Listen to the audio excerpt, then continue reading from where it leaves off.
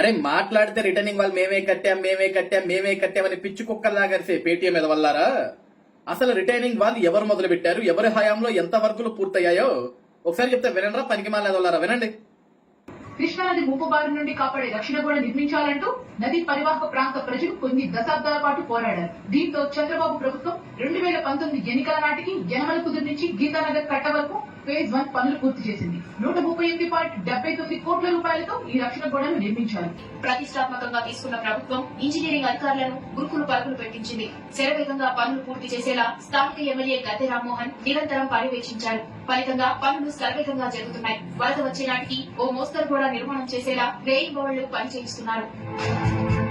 ప్రకాశం బ్యారేజీ నుంచి దిగువన 5 కిలోమీటర్ల వరకు రక్షణ గోడ నిర్మించాలనే లక్ష్యంతో ప్రభుత్వం 550 కోట్ల రూపాయల నిధులను మంజూరు చేసింది. ముంపు తీవ్రత ఎక్కువగా ఉండే కృష్ణలంక, రామలింగేశ్వర నగర్ ప్రాంతాల్లో 2.5 కిలోమీటర్లు తొలి దశలో నిర్మాణం చేయాలని నిర్ణయించారు. ఈ మేరకు కీలక ప్రాంతాల్లో పనులను చేపట్టిన నిర్మాణ సంస్థ 6 నెలల వ్యవధిలో కిలోమీటర్ పైగా రక్షణ గోడ నిర్మాణం పూర్తి చేశారు. దీనికోసం 164 కోట్ల రూపాయలు ఖర్చు చేస్తున్నారు. నిధులకు ఎలాంటి లోటు లేకుండా చూసినందున పనులకు ఎలాంటి ఆటంకం రాలేదు.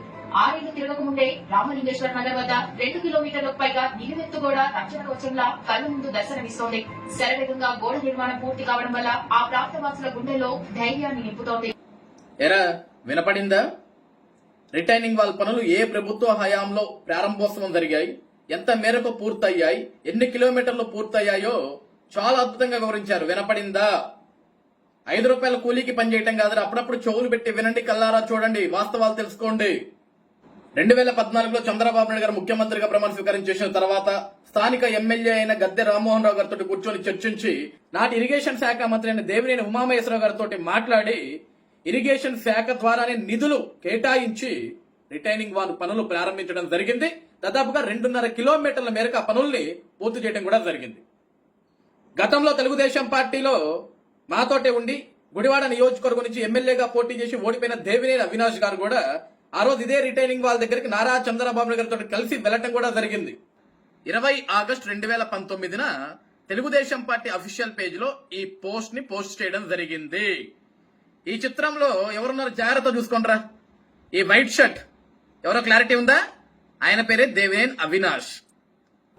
తెలుగుదేశం పార్టీ అఫీషియల్ పేజ్ లో ఆ పోస్ట్ పెట్టిన నాటికి కూడా 20 ఆగస్టు 2019 కూడా దేవినేని అవినాష్ గారు తెలుగుదేశం పార్టీతోటే ఉన్నాడు, తెలుగుదేశం పార్టీలోనే ఉన్నాడు.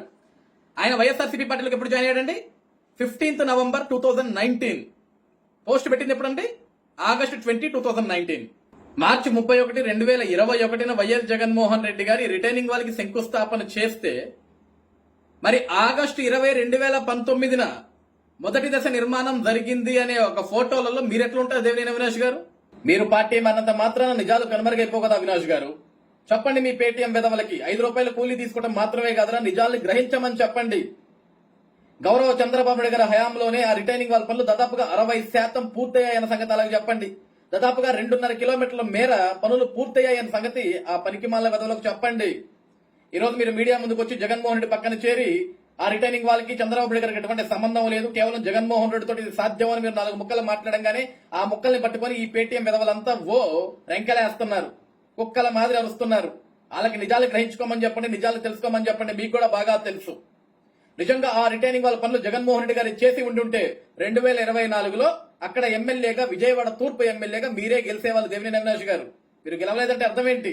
ఆ రిటైనింగ్ వాళ్ళ పనులు కేవలం గద్దె రామ్మోహన్ రావు గారి చొరవతోటి, గద్దె రామ్మోహన్ రావు గారి ఆధ్వర్యంలోనే ఆయన ఎమ్మెల్యేగా ఉన్నప్పుడే నాటి ముఖ్యమంత్రి చంద్రబాబు నాయుడు గారితో మాట్లాడి విజయవాడ తూర్పు ప్రజలు ఎవరు కూడా ఇబ్బంది పడకూడదని ఒక లక్ష్యంతో గద్దె రామ్మోహన్ రావు గారు దగ్గరుండి ఆ రిటైనింగ్ వాళ్ళ పనులు చేయించుకున్నాడు.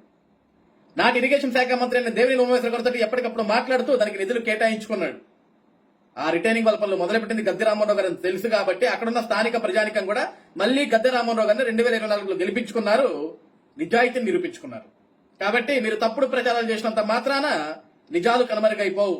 ఇలా తప్పుడు ప్రచారాలు చేసే మీ పేటీఎం పెదవులతో తప్పుడు ప్రచారాలు చేయించి పనికి మళ్ళీ మాట్లాడిపించారు కాబట్టి 151 స్థానాలు కాస్త 11కు పడిపోయాయి. ఇప్పటికైనా సరే తప్పుడు ప్రచారాలు మానుకొని కొంచెం మనుషుల్లాగా బ్రతకడం నేర్చుకోండి.